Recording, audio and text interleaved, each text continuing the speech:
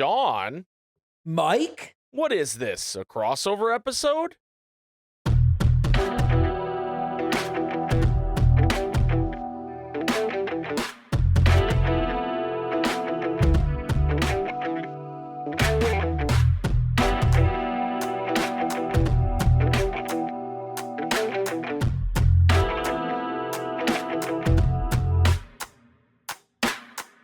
Yowza bobowza. Hello, everybody. Welcome to What Is This, a crossover episode, the BoJack Horseman podcast, where me and my good friend Sean, hello, Sean, Hi. are covering BoJack Horseman. We are on Season 3, Episode 7, Stop the Presses. I know we have a lot of new listeners this week because last week was the first. Yeah. Traditionally in podcasts, Season 3, Episode 6 is the one where people check it out for the first time. So I mean, if you stuck it was around, also topical. yeah.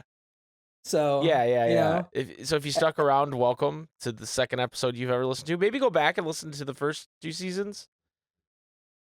You might want to. Or don't. You might want to. They're pretty good. I mean, yeah, do what you want, Right. I mean, Control is just a is false. It's just a construct. Yeah. That's just Control is just a video game. Control, not a video game I want to play. Anyway, damn. This episode got an 8.3 on IMDb, and we have some categories we like to go through before we start. First, our man Edvis returns. Okay. With his review. I didn't say anything last time. He did not review the abortion episode.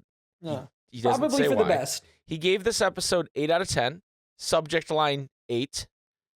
And he says, or she, I guess I don't know Edvis's gender. We've been assuming he this whole time. Yeah, we have. Not everything was good on this episode, but it was very informative and kind of warm ending was nice. I don't know if he's saying the ending was warm or if he's saying the ending was nice and the episode was warm. I don't know if I would say that it had a warm ending. And I don't know if I'd say it was a warm episode. Yeah, I don't know that I agree with Edvis on this one, but hey, we're just happy he's back.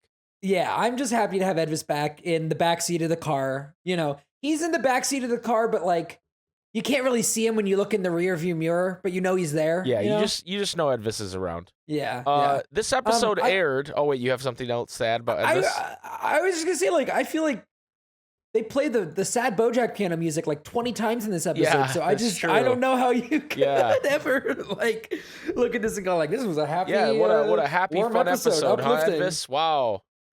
What a great episode of happiness. This episode aired, speaking of happiness, aired on July 22nd, 2016. Oh, Jesus and Christ. let me be honest with you, Sean. Yeah. This bit, while we will do it the whole season, I'm trying to find ways to kind of make it, a little to extend the life of the bit. And so I jumped forward a week. Oh, because I wondered, what was the week after BoJack debuted? Oh, no. Season 3 debuted right? Oh, no. And so July 30th, 2016, I will tell you, Drake is still on the top of the charts in the U.S., but in the UK, Cold Water by Major Lazer featuring Justin Bieber and Mo is the number 1 song in the UK. Okay. Gloria DeHaven, American musical actress known for Step Lively, dies at 91. Yeah, it's a long life. And air balloon crashes into power lines near Lockhart, Texas, killing all 16 on board. Oh my God. What? How were there 16 people on the air balloon? That's a lot of people. Also, what happens? I don't know. What? I it's looked just this up. Air, right? So oh no, I guess there's 5. Is there gasoline? Isn't it hydrogen? Is it? What happens when hydrogen? Helium? Or helium? What? I'm trying to think. I mean, why did they all die? They crash into power lines. What do you mean? Those things have electricity currents running through them. Yeah, I guess. I don't know. I don't know how. I guess I don't know how conductive an air balloon is. Well, they all died, Sean. So I would say very conductive. Yeah. Yeah. Okay. Very conductive to death, at least. Anyway, Okay. I read that beforehand and Jesus. just started maniacally laughing. Yeah, and Sean was like, "Oh no." Sad that definitely very sad that they died, but just an insane thing to read. I do love it though when I'm sitting here waiting to record and you just start laughing maniacally. It keeps me on my toes. I'm glad you feel that way. Anyway, Sean, this episode stopped the Yeah. presses. Todd builds a giant paper mache Todd head. A customer service rep gives Bojack some good advice when he tries to cancel his newspaper subscription. What did you think of this episode? I really liked this episode. This is a good episode in terms of like it's very character focused, but also it's very fun. Uh-huh. So I don't know. I just like I also they're definitely okay, so I asked you this and like I don't know if you have any trivia or anything. Were they like trying to win an award for most cutaways or something? Because it was like there was like a cutaway like it was like let's go back. Like So I don't know if they were trying to make a reference to like the way it was shot or whatever. Like I don't know what that reference was, and IMDb doesn't have any info on it. Yeah, they did a lot of cutaways. They were doing cutaways within cutaways Yeah. cutaways, and using the cutaway as kind of part of the joke, which I really appreciated. I thought Absolutely. was funny. Whenever they did it, I laughed. I just was like, why are you doing this? Because it was totally intentional, Right. you know? Like, I think they I think this episode, the mission statement is like, what if Bojack went to a therapist? But mhm. they know that the character of Bojack would never go to a therapist. Yeah. So how do we get somebody talking to him that would have a similar result? And so they came up with this concept of the closer in the LA Gazette, which I don't often agree with a lot of Bojack's takes.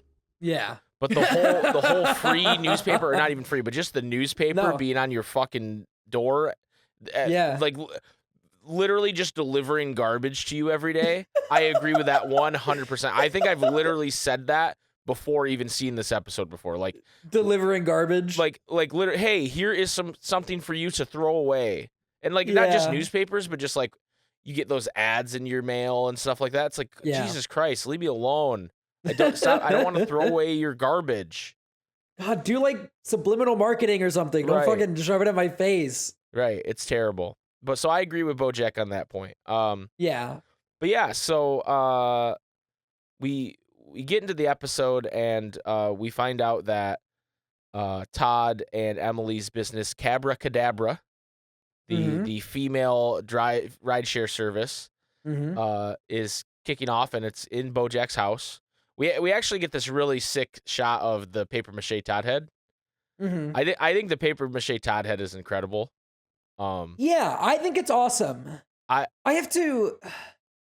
Yeah, sorry, keep going. I need to look at the episode really quick for something. Well, what I was gonna say is if like I could have any piece of memorabilia from this show, it would be the paper mache Todd head. I just think it's like beautiful and scary. Like it's just like an incredible piece of art by Todd. Like it's very good. it really is. The size of it is like just magnificent. Like everything about it is just incredible. But Bojack's sleeping by the pool with it on, and then he goes and we see that his house is basically being taken over by this company that they're starting. Mr. Peanut Butter's there. It's chaos. Mr. Peanut Butter's like, throw me that thing. So he gets something thrown at him. He goes, no, the other thing. Emily says, tennis ball. Cabra Cadabra, we want to reach out and grab you. No, we're a cab service. Which, that's a reference to the song Abracadabra. Okay. I believe that's Steely Dan. Okay. But the chorus is Good old Steely Dan. Abracadabra. I want to reach out and grab you. It's a very weird song. Okay. But that's what they're referencing for all the youngins out there. Anyway, Bojack gets outside and he kicks a LA Gazette on his porch. And for some reason, with all this chaos in his life, this is the one thing that he cannot forgive. Well, I think it's like this is the last straw. The bridge too far. Yeah. It's just too much at this point. And it's also kind of the thing that you think you can handle as we learn isn't as easy as that. Right. So he puts a call into customer service, and there's a little mole man who's, doing his best, but just cannot. It's like post-apocalyptic newspaper Yeah. office. Yeah, the industry of newspapers just dying right before our eyes. He escalates it to his boss, who escalates it to his boss, who goes to the closer. I do want to just mention that his boss's name is George Tickle. That's just important to me. George Tickle. And also, they have like a sales chart behind him, but it's purposely turned vertically so it looks like they're getting sales, but it was just absolutely declining. And I thought that was funny. But yeah, we get to the closer, and then the episode opens kind of, and BoJack is on the phone with the closer, who is voiced by Candice Bergen. Okay, I need to see if I... Murphy Brown herself, if people are familiar with that old-ass show. Okay. She's known for other things. I don't... Yeah. I don't remember what else. I gotta be totally honest with you. So, they were like, we gotta get the closer. There was a second in my heart that I hoped, that I prayed. I was like, let it be Vincent Adultman. I was like, please just let it be Vincent Adultman. Sean, I miss him. He's got to come back. I got to tell you something. Yeah. I could be wrong. I do not think Vincent Adultman shows up the whole rest of the show. I'm going to hold out hope that he comes back. You can cope on it. I'm going to cope on it. I don't think he shows up. Yeah. Well, I mean, how do we know that wasn't Vincent Adultman? We don't ever see their face. We know Vincent Adultman is a male or multiple males stacked on top of each other. Maybe they were like affecting the voice or something, like. Yeah, I don't think this is working for you. I don't think this is. I don't know. I think I might be onto something. Check back in with me in a few episodes. I'll have like the Pepe Sylvia board put together. Okay. BoJack says to the closer, I never subscribed to the LA Gazette. I never read the LA Gazette. I have called this number so many times to ask you to stop sending it to me. Yet every morning I open my door on a new edition of the LA Gazette. It's like I'm living in a really boring episode of The Twilight Zone. But what's interesting, I think they fucked up their own lore here, Sean, because later she remarks that there's not one complaint made by him. Like literally 30 seconds later, right? I mean, that might also be like, have you ever tried fucking dealing with like customer service of like I don't know. But that might also just be he like, kind of agrees with it though, because he goes, "Hey, the reason I didn't do this was because Todd was making a paper mache head." No, I guess maybe they did fuck with their own continuity here a bit. So whoever holds the BoJack Horseman lore book, I'm side-eyeing you right now. I know there's a lore book. This episode is also one of the things I really liked about this episode is that it's told kind of out of order. Yes, so that's true. I assume that all of the conversations with the closer are in order, but I guess that doesn't necessarily have to be true.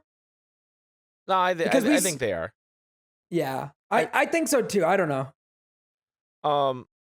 So I didn't. This is another episode I didn't take notes on, but I have watched it twice. Mm-hmm. So I think. So if I get stuff out of order, just yell at me. But we go to he talks about the paper mache head and why it exists, and it's because Todd thinks there's a pest in the house, that's stealing all the food, and that's why he made it.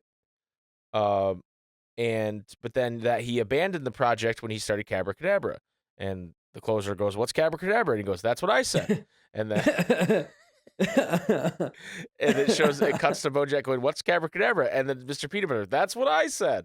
And then we cut to the pitch that they did to Mr. Peanut Butter, Emily and Todd. And Mr. Peanut Butter is on fire this scene. He's killing it. My favorite Mr. Peanut Butter moments kind of are ones like this where, has this ever happened to you?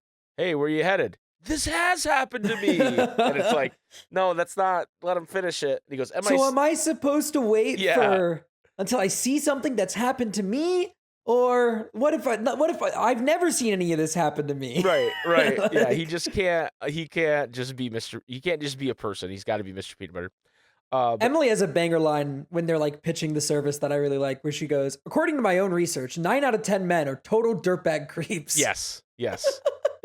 And what's funny is Mr. Peanut Butter's like, no, none of this has ever happened to me, because they're saying things like, Yeah. Yeah. have you ever had the driver repeat your address very slowly? Yeah, like as if he's trying to memorize it. Mr. Peanut Butter's like, no, this has never happened, because he's a male. Yeah. But eventually we cut back to the Well, first cut back.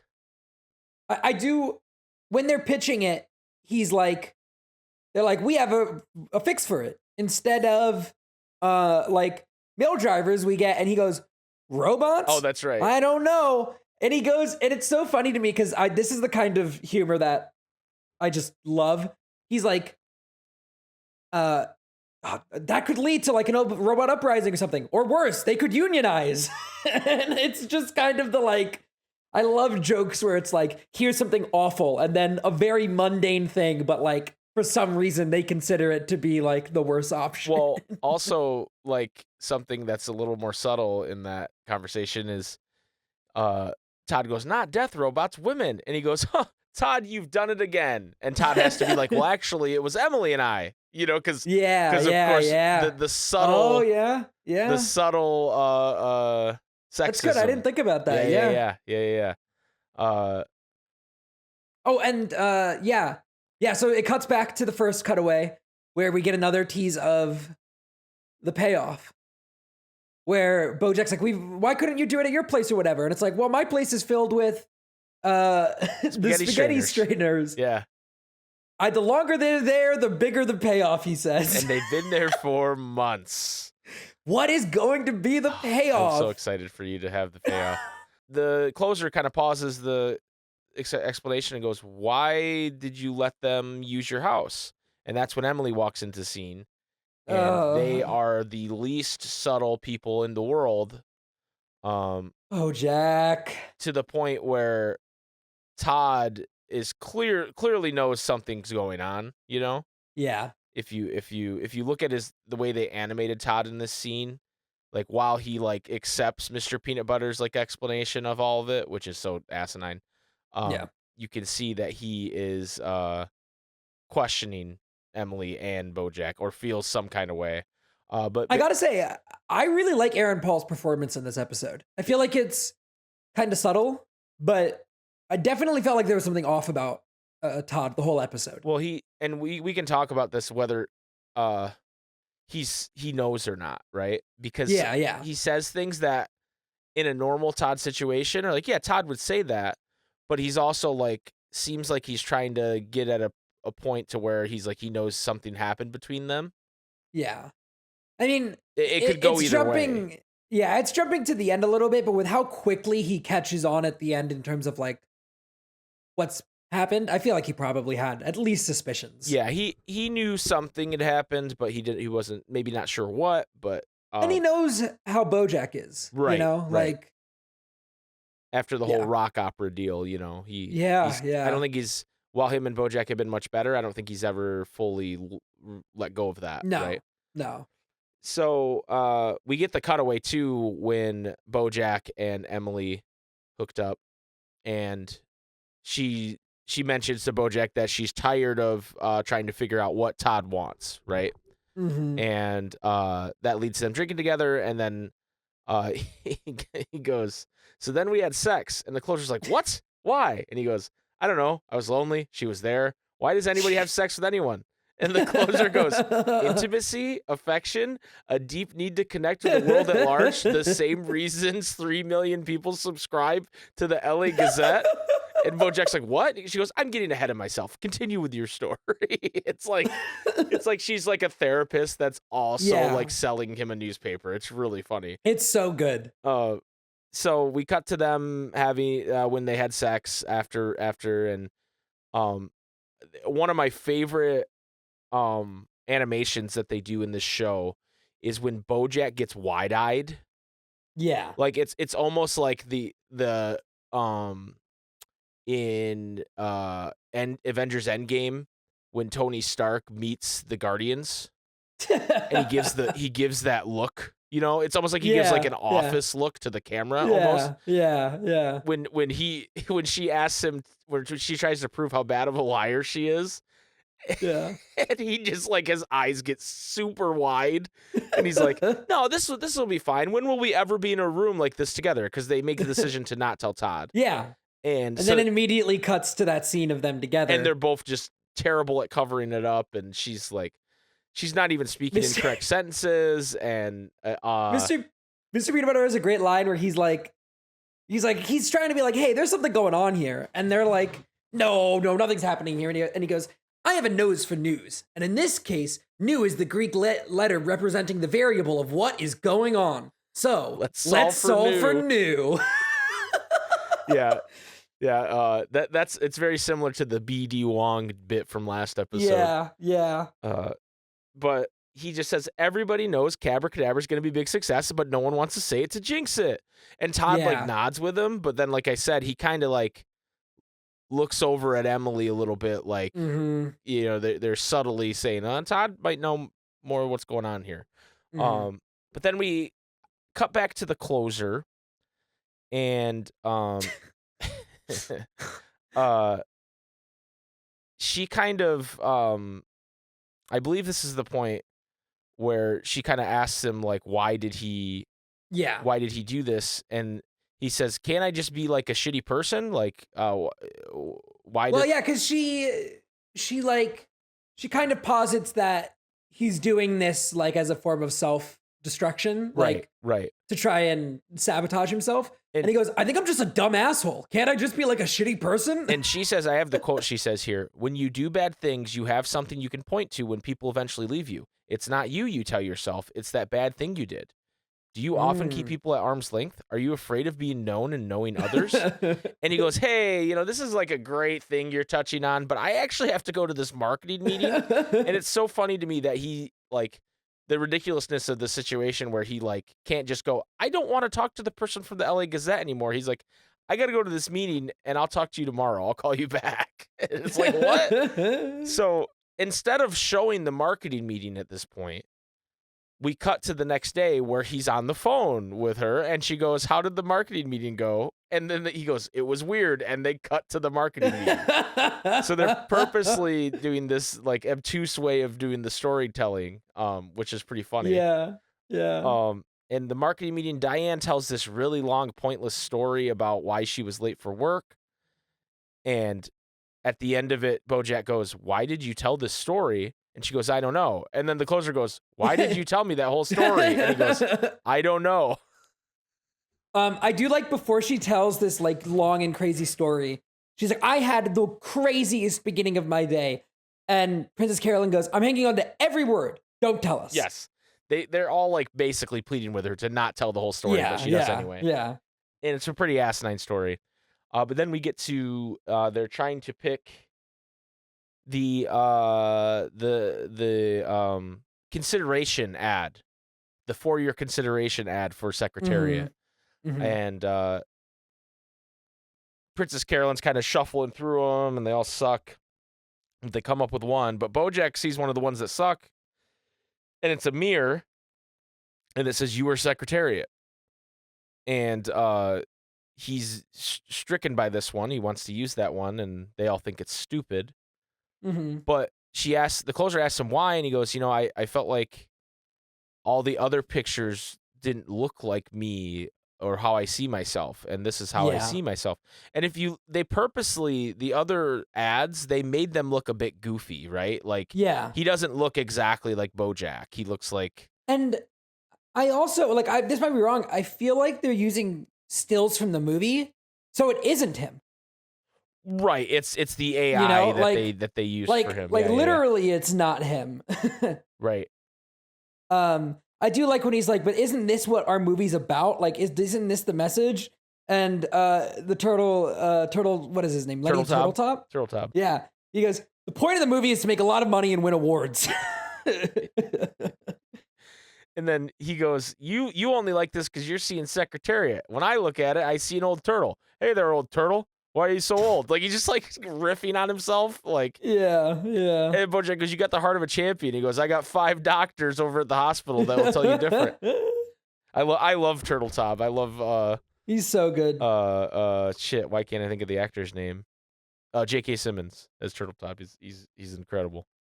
But basically, he comes to the conclusion like, hey, if you're saying everybody is Secretariat, then what makes the movie special? And Anna is like, hey, listen to these guys, BoJack. They're the experts. And she like rubs his shoulder a little too much. Yeah. And then we cut to them having sex in the car. And then the closer's like, wait, you're also having sex with your publicist? And he's like, yeah, it's a little complicated, but yeah. The scene where clearly she's in control of the situation, but she just keeps telling him he's in control after what happened to them the last episode. And he's like, well, wait, I don't feel like I'm in control. And all I could think of, or in charge is what he says. And all I could think of is fucking Bane. Yeah. Do you feel in charge? Like, all I can fucking think of is fucking Bane, dude.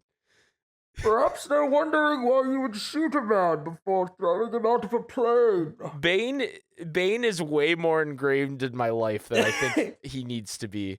And it's like specifically that version. Yes. Yeah. No. I don't care about I don't care about Latino Bane. Like I don't care about pro wrestler Bane. It's just Tom Hardy's Bane.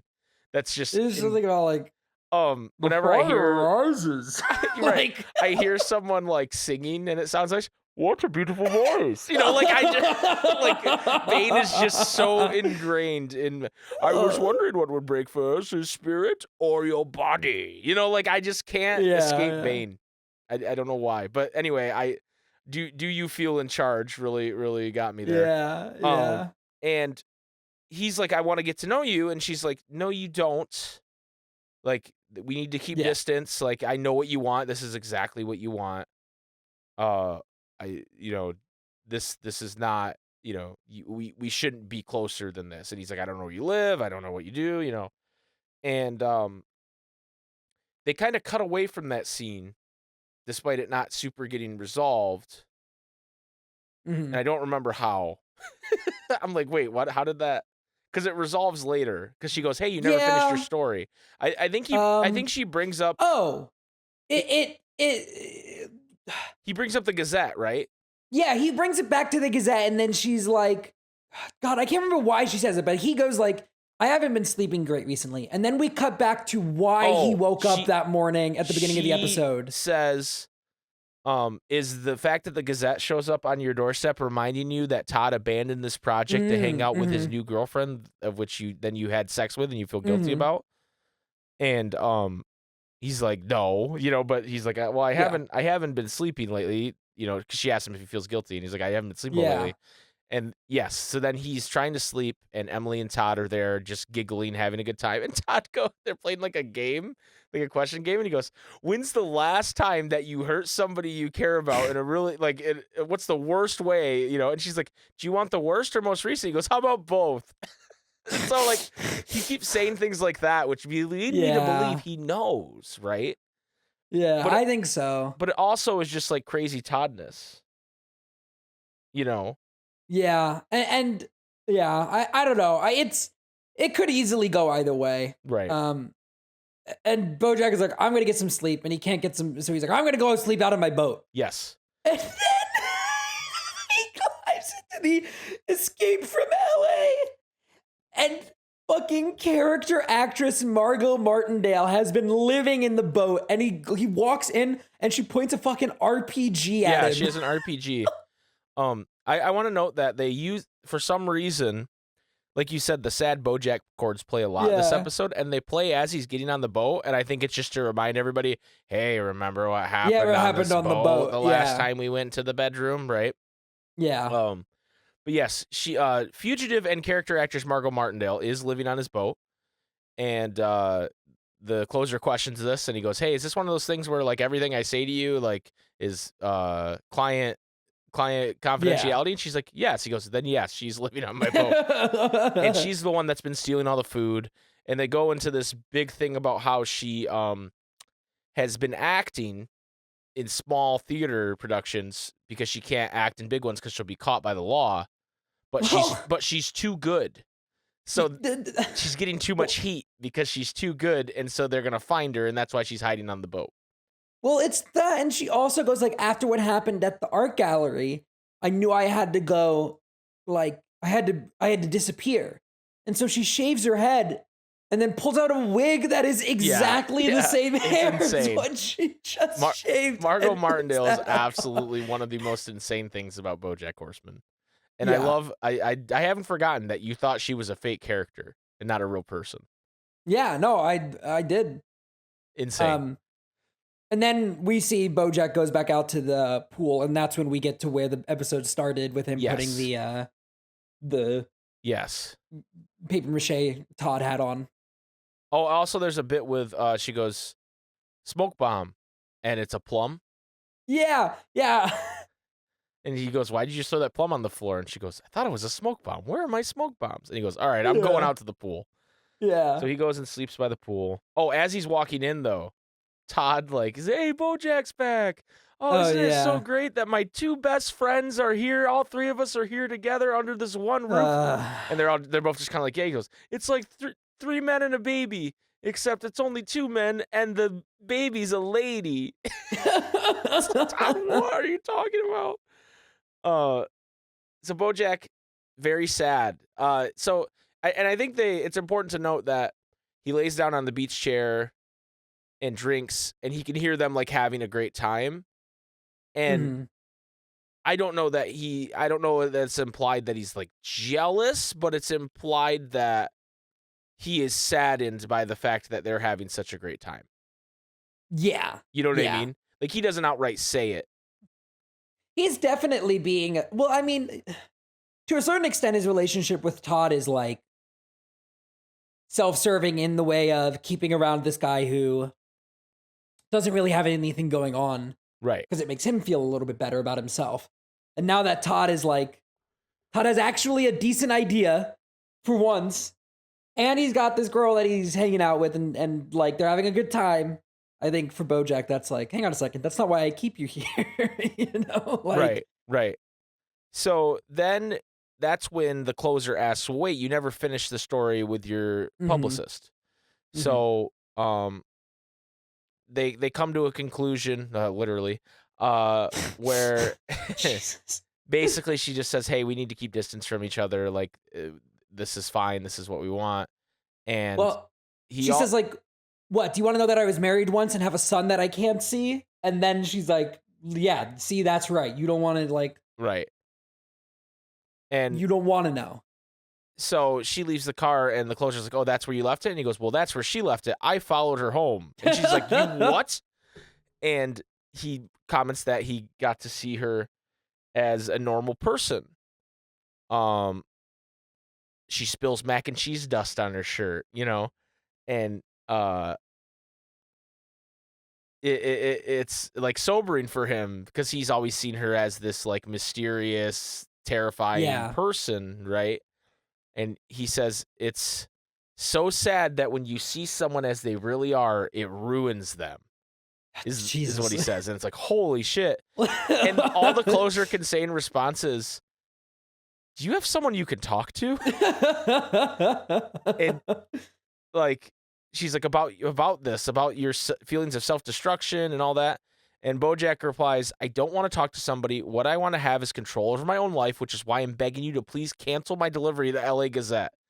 And she goes, I don't think you want to do that. And he goes, in between that, just really quickly, I want to throw out the, as they're talking, before they get to that part of the conversation, Margot Martindale's head pops out of the bushes, and she says, like, I got written up in the review or whatever. I'm taking your boat and going to international waters. Right. She basically takes his boat, and he's just kind of like, I'm on the phone. Yeah. He's like, I'll fucking deal with that later, whatever. Yeah. And whatever comes of that comes of that. We will deal with that later. Oh, I'm sure. The closer says, no, it's just theater. It allows you to think you're in control, but the whole idea of control is a myth. The universe is a wild beast. You can't tame it. All you can try to do is try and live inside it. And he's like, well, you're mixing your metaphors, but yeah, I get what you're saying. And so she extends his subscription and throws in the tote bag. And he's like, yeah, you've given me a lot to think about. Thank you. So he tried calling to do this, and he doesn't even get done what he was trying to do. but it did definitely affect him here because he Yeah. then, uh, Well, really quickly, we cut inside to Todd and Emily. yes, Todd and Emily come first. Yes. And Todd is training one of their new drivers on the 3Ds. It's like drive safely, drive courteously, and don't harass the customer or something like that. But Emily says, "Can I talk to you in private?" And she gets in the fake car, and they throughout this like tense conversation, they do like the car noises as they're getting in and out of the car and buckling in their seatbelt, which is pretty Mhm. funny. But she basically says, "Hey, I don't think you should. I don't think I should be a part of this anymore. I can't be in this house. Mhm. And it's because of BoJack and me." And he's He like, just goes, "Oh," and but "Right, it's such a good "oh." yeah, Like, I don't know. There's something about that "oh." Like, man. yeah." And she's like, "You should just buy me out." And he's like, "No, you can keep your shares. Maybe it'll be something someday." And she's like, "You're too good of a person, uh, to be dealing with people that don't treat you well." Um, Mhm. and so they have this conversation, and he goes, "Hey, do you want this plum I found?" And she goes, "Sure." And she bites into it, and it's a smoke bomb. And she goes, "Weird plum." And that's how they kind of end that Mhm. conversation. But uh, Emily is no longer going to be involved in Cabracadabra other than gaining financially from it, it seems. So Todd's Yeah. on his own again. And then we cut to Bojack showing up at Anna's apartment. He says, she's like, "You should leave." And he's like, "No, I want to know you. I'm not afraid of being known and knowing others. Mhm. I'm not, and I want to know everything about He you. takes control, yeah. Yeah, I want to wake up in your bed today. Or I want to sleep in your bed. I don't." So he just says all these things. And she kind of is like, she's like fighting at first. And then she kind of smiles and says, "Okay. Mhm. Mhm. So we're gonna see where that goes. And then he goes, "I also want the mirror Yeah. ad. And I'm the star, and I'm not gonna be pushed around on this." And she goes, "Okay." So she's into that. And then we cut to them looking at a gigantic mirror billboard that is showing the sky, and they're like, "Oh, this is the sky is Secretariat." And Bojack's like, "Yeah, I didn't really think this Yeah. one through." And then Diane comments that, "Oh, when the sun starts going down, oh, that is going to be a problem." And Turtle Top goes, "But the most important thing is Bojack got what he wanted." And then a bird fucking flies Yeah. into the fucking Not the bird billboard. mailman. And Turtle Top just goes, "Ew." And that's how the episode ends. What an A episode. warm ending, as Edvis would say. Yeah, that poor bird, dude. Right. Thought it's a pretty good Yeah. episode. Yeah, I Def- really liked it. Definitely diving into some things that are Mhm. we're gonna see where they go. Mhm. Let's do the categories. Yeah. So what was your favorite animal-based joke? There weren't a ton in this one. It was a bit Mhm. light on the animal-based humor, but so I'm gonna have to go Mhm. with the bird flying into the mirror at the end. Okay. That's good. I really like the "Hey, can you toss me the thing?" And then the tennis ball gets Yes, thrown at Mr. Peanut Butter. I liked that yes. a lot. Mr. Peanut Butter Um, has great animal-based jokes. what was your favorite bit overall? Huh. Probably just I got to give it to the cutaways in general. How The they cutaways is a how they great bit. use Yeah, I'm with you on the that. structure of the show. They use the structure of the show as like an in joke, right? Mhm. Which I think is pretty clever and funny. Yeah. I agree.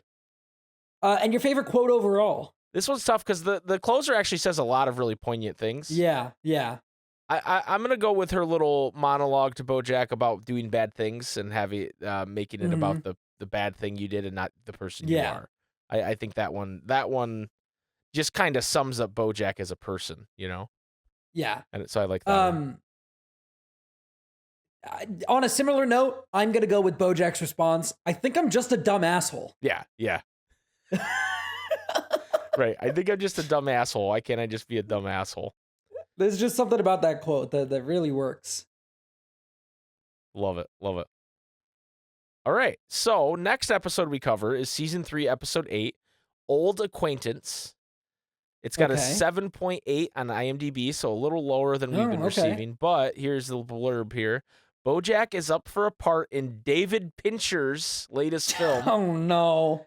Diane meets Mr. Peanut Butter's brother, and Todd takes the business in a new direction. Okay. So next Okay. episode, we are going to visit the Labrador Peninsula, Sean. No, I'm very excited for that. Yes. David Fincher. I forgot about David Fincher, too. David Fincher. Jesus. Stupid. And not to spoil anything, but according to the IMDb list of voice actors, a character that I believe you are fond of will return this episode. Actually, quite a few characters return this episode. Not the one that I'm looking for. No, it's not Vincent Adultman. It's absolutely not. Not the one I'm looking for. No, it's not. I apologize for that. I didn't make the show, though, so I shouldn't really apologize. Fine. But yeah, so I guess that's going to do it for this week's episode. Thank you, everybody, for listening and watching. We will see you next time for Season 3, Episode 8. Sean, thank you for joining me. Where can people find you? Thank you. You guys can follow me on Twitter at Sean_AFK. And you can follow me on Twitter at SpikeGhetti Bros and at twitch.tv/Super SpikeGhetti Bros. Where right now I'm playing Final Fantasy VII Rebirth, but I have no idea if the Twitch channel will even exist by the time this episode comes out. So look forward to that. Anyway, that's going to do it. Thank you, everybody. We'll see you later. Suck a dick, dumb shits. Bye.